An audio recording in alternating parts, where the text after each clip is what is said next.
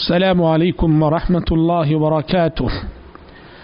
الحمد لله رب العالمين، والصلاة والسلام على أشرف الأنبياء والمرسلين وعلى آله وأصحابه أجمعين وعلى من تبعهم بإحسان إلى يوم الدين. أما بعد، أعوذ بالله السميع العليم من الشيطان الرجيم من همزه ونفخه ونفسه.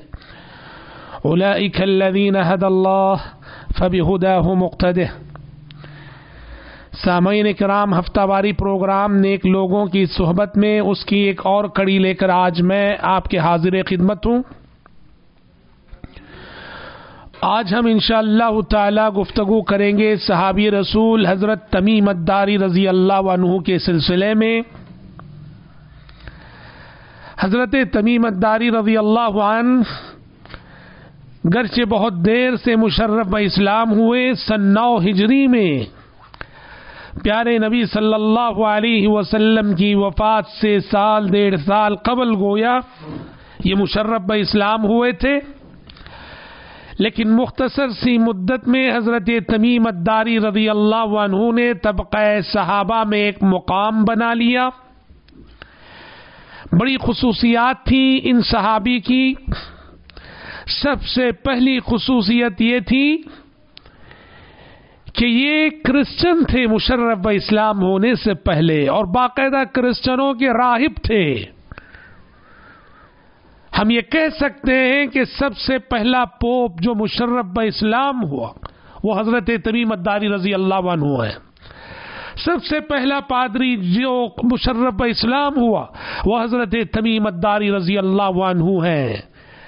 جیسے یہودیوں میں حضرت عبداللہ بن سلام رضی اللہ عنہ تھے، ویسے ہی گویا کرسچنوں میں سے جو عظیم شخصیتیں پیارے نبی کے زمانے میں آپ کے ہاتھ پر مشرف اسلام ہوئی، ان میں حضرت تمیم الداری رضی اللہ عنہ کا نام بہت نمایاں ہے. بڑے عبادت گزار صحابی تھے، تہجد گزار صحابی تھے. ان کی سیرت اور سوانح حیات میں آتا ہے کہ ایک رات تہجد پڑھنے کے لیے کھڑے ہوئے تو سورہ جاسیہ کی ایک آیت پڑھی اور اس کا اتنا اثر قبول کیا کہ پوری تہجد وہی ایک آیت پڑھتے رہ گئے، دہراتے رہ گئے. ام حسب الذین اجترحوا السیئات ان نجعلهم كالذین آمنوا وعملوا الصالحات سواء محیاهم ومماتهم ساء ما يحکمون. کیا برائی کرنے والوں نے یہ سمجھ رکھا ہے کہ ہم انہیں ایمان والوں کی مانند کر ڈالیں گے؟ ان کا جینا اور مرنا دونوں برابر ہے، اور بہت برا فیصلہ ہے جو یہ کر رہے ہیں. اس آیت کو پڑھ کر اتنا اثر قبول کیا کہ پوری تہجد میں یہی آیت دہراتے رہے یہاں تک کہ صبح کر دی. گویا پیارے نبی صلی اللہ علیہ وسلم کی ایک عظیم سنت، کیونکہ آپ بھی کبھی کبھار اپنی زندگی میں آپ صلی اللہ علیہ وسلم نے بھی ایسے کیا ہے کہ تہجد پڑھتے ہوئے کسی آیت کا ایسا اثر قبول کیا کہ پوری تہجد اس ایک آیت میں گزار دی. ان تعذبهم فانهم عبادك وان تغفر لهم فانك انت العزيز الحكيم. روز قیامت عیسیٰ علیہ السلام اللہ کی جناب میں جو درخواست کریں گے، جو مناجات کریں گے، جس کو اللہ تعالیٰ نے سورہ مائدہ میں بیان کیا ہے، اس آیت کو پڑھتے ہوئے پیارے نبی نے اتنا اثر قبول کیا تھا کہ اس رات پوری تہجد میں یہی آیت پڑھتے رہے پیارے نبی. ان تعذبهم فانهم عبادك وان تغفر لهم فانك انت العزیز الحکیم. اگر تو انہیں عذاب دیتا ہے، اے اللہ یہ تیرے بندے ہیں، تو انہیں عذاب دینے کا حق رکھتا ہے، اور اگر تو انہیں معاف کرتا ہے تو عزیز ہے اور حکیم ہے. جیسے پیارے نبی نے اس ایک آیت کا اثر قبول کر کے پوری تہجد اس میں گزار دی، ویسے ہی سورہ جاسیہ کی مذکورہ آیت کو پڑھ کر اس کا اتنا اثر قبول کیا کہ حضرت تمیم الداری رضی اللہ عنہ نے پوری رات گزار دی.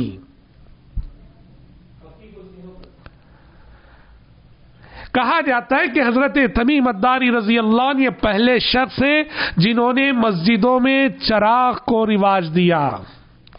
ان سے پہلے مسجدوں کو روشن کرنے کی دوسری روایتیں تھیں، لیکن باقاعدہ مسجد میں چراغ جلانے کا جو سلسلہ ہے اس کو حضرت تمیم الداری رضی اللہ عنہ نے شروع کیا کہتے ہیں۔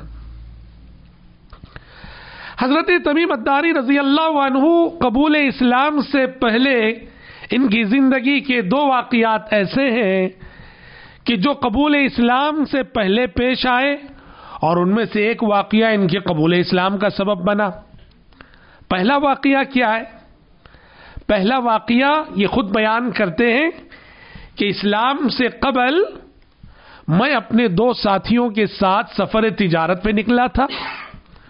ہوا یہ کہ ہمارا ایک ساتھی وہ درمیان سفر بیمار ہو گیا، اور بیمار ہو کر فوت ہو گیا، انتقال کر گیا۔ فرماتے ہیں کہ اس فوت شدہ ساتھی کے پاس ایک چاندی کا پیالہ تھا، چاندی کا قیمتی برتن تھا۔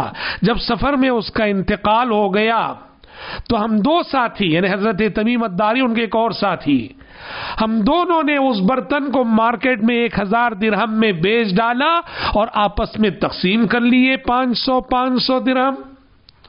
اور جب سفر ختم ہوا اور ہم اپنے شہر اور ملک پہنچے تو اس وفات شدہ ساتھی کا جو بھی سامان تھا ہم نے ان کے گھر والوں کو واپس کر دیا۔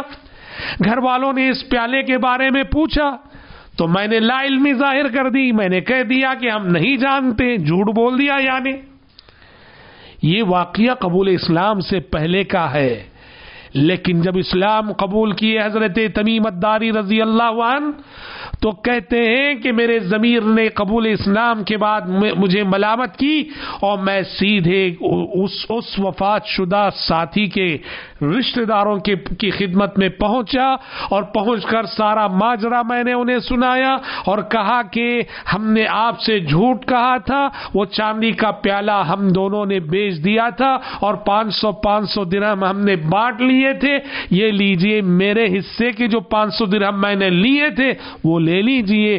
اور پھر دوسرے ساتھی کے حوالے سے بھی خبر کر دی کہ بقیہ 500 ان کے پاس ہے اور ان سے لے لینا۔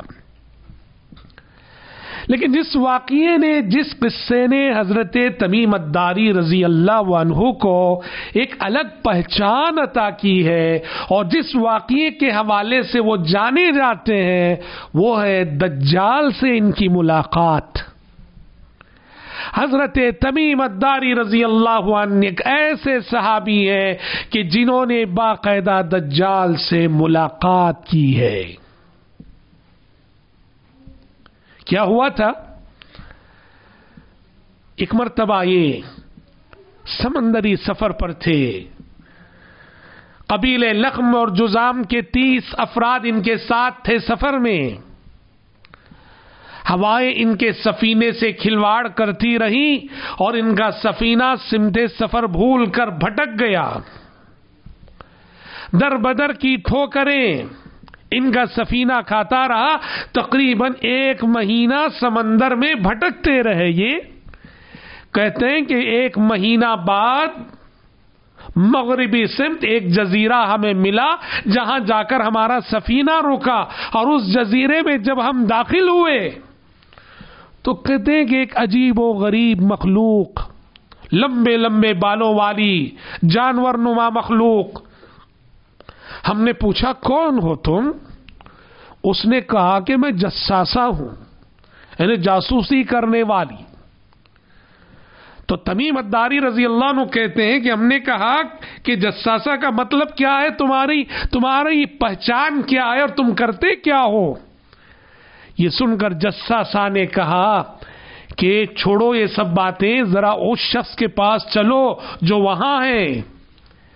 تمیم الداری کہتے ہیں کہ ہم گئے جہاں اس نے اشارہ کیا، جس مقام کا، تو وہاں جب پہنچے تو کیا دیکھتے ہیں کہ ایک لمبا چوڑا بہت اونچا شخص بندھا ہوا ہے، عجیب الخلقت شخص بندھا ہوا ہے۔ ہم نے پوچھا کون ہو تم؟ اس نے کہا کہ میں ہی دجال ہوں، میں ہی دجال ہوں۔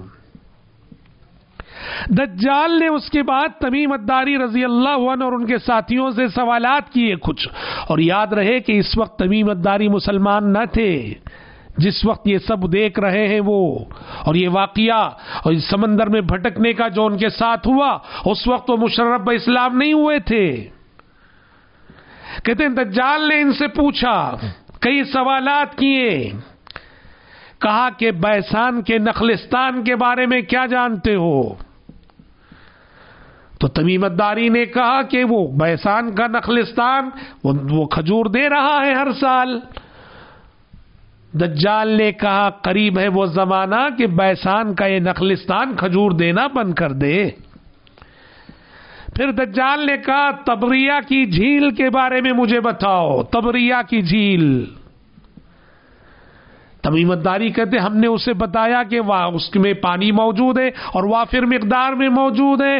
تو دجال نے کہا قریب ہے وہ زمانہ کہ جب یہ جھیل سوکھ جائے گی اور اس کا پانی ختم ہو جائے گا۔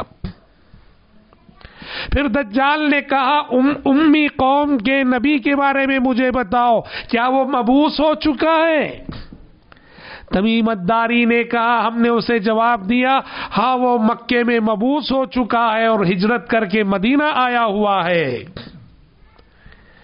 یہ ساری باتیں سننے کے بعد دجال نے کہا کیا لوگ مان رہے ہیں اس کی بات؟ کہا کہ کچھ مان رہے ہیں، کچھ انکار کر رہے ہیں۔ دجال نے کہا لوگوں کے لیے بہتری اسی میں ہے کہ اس نبی کی بات مان جائیں۔ پھر دجال نے کہا قریب ہے وہ زمانہ کہ جب مجھے نکلنے کی اجازت مل جائے اور میں ساری دنیا جو ہے سیر کروں گا، سیاحت کروں گا۔ یہ عجیب و غریب واقعہ، یہ غیر معمولی واقعہ، دجال سے حضرت تمیم الداری رضی اللہ عنہ کی یہ غیر معمولی ملاقات، اس واقعے کے بعد جب سفر سے لوٹے حضرت تمیم الداری رضی اللہ عنہ پیارے نبی کی خدمت میں پہنچ کر آپ کے ہاتھ پہ بیعت کرتے ہوئے مشرف اسلام ہو گئے، اور یہ سارا ماجرا، یہ ساری تفصیلات پیارے نبی کے سامنے رکھی۔ حضرت فاطمہ بنت قیس رضی اللہ عنہ راویہ ہیں، وہ فرماتی ہیں کہ پیارے نبی نے اس دن الصلاۃ جامعہ کا اعلان کروایا، یعنی پیارے نبی کا معمول تھا جب اچانک کوئی غیر معمولی بات ہوتی اور صحابہ کو مسجد میں جمع کرنا ہوتا، اکٹھا کرنا ہوتا، آپ کسی کو حکم دیتے کہ وہ ندا دے، اعلان کرے الصلاۃ جامعہ، کہ سب مسجد میں جمع ہو جائیں، اکٹھا ہو جائیں۔ چنانچہ حضرت فاطمہ بنت قیس رضی اللہ عنہ کہتے ہیں مدینے میں ہم نے الصلاۃ جامعہ کا اعلان سنا تو ہم سب مسجد نبوی میں جمع ہو گئے۔ تو ظہر کا وقت تھا، پیارے نبی صلی اللہ علیہ وسلم مسکراتے ہوئے ممبر پہ چڑھے، آپ کے ہاتھ میں چھڑی تھی، اور ممبر پہ کھڑے ہو کر پیارے نبی نے ہم سب سے مخاطب ہو کے فرمایا کہ لوگوں، دجال کے سلسلے میں میں نے تمہیں جو باتیں بتائی تھیں، دجال کے سلسلے میں میں نے تمہیں جو صفات بتائی تھی، دیکھو تمیم الداری آج میری خدمت میں آئے ہیں، مشرف باسلام ہوئے ہیں، اور مشرف باسلام ہونے کے بعد یہ غیر معمولی واقعہ انہوں نے مجھے بیان کیا ہے کہ دجال سے ان کی ملاقات ہوئی، دجال کا مشاہدہ کر آئے ہیں، دجال سے ملاقات کر آئے ہیں۔ اللہ اکبر، غیر معمولی واقعہ، اور یہ حدیث اس میں شک کرنے کی گنجائش نہیں، صحیح مسلم کی حدیث ہے۔ صحیح مسلم جس کو بخاری کے ساتھ اصح الکتب بعد کتاب اللہ کہا گیا ہے، اس حدیث کی کتاب میں یہ واقعہ موجود ہے، اور حضرت تمیم الداری رضی اللہ عنہ کی شناخت اور پہچان طبقہ صحابہ میں اس واقعے کے حوالے سے بہت زیادہ ہے، اور یہی وہ صحابی ہیں جنہوں نے وہ مشہور حدیث روایت کی، وہ مشہور و معروف حدیث الدین النصیحہ، دین نام ہے خیر خواہی کا۔ ہمارا دین کیا ہے؟ ہر ایک کا بھلا چاہنا، کسی کا برا نہیں چاہنا۔ ہر ایک کے تعلق سے مثبت سوچ رکھنا، یہ ہمارے دین کا خلاصہ ہے، یہ ہمارے دین کا نچوڑ ہے. یہ حدیث پیارے نبی سے روایت حضرت تمیم الداری رضی اللہ عنہ نے کی ہے. بہرحال ایک مثالی زندگی گزارنے کے بعد سن 40 ہجری میں حضرت تمیم الداری رضی اللہ عنہ نے شام میں اور بالضبط اگر کہیں فلسطین میں وفات پائی اور وہی مدفون بھی ہوئے. پیارے نبی صلی اللہ علیہ وسلم نے وہاں حضرت تمیم الداری رضی اللہ عنہ کو ایک علاقہ گفٹ کیا تھا، ایک زمین گفٹ کی تھی، وہیں وہ بعد میں رہا کرتے تھے اور وہیں ان کی تدفین بھی ہوئی فلسطین میں رضی اللہ عنہ وارضا. دعا ہے رب العزت سے کہ پروردگار عالم مجھ کہنے والے کو اور آپ سبھی سننے والوں کو نبی کریم صلی اللہ علیہ وسلم کے ان جلیل القدر صحابہ کے نقش قدم پر چلنے کی توفیق اور سعادت نصیب فرمائے. آمین ثم آمین.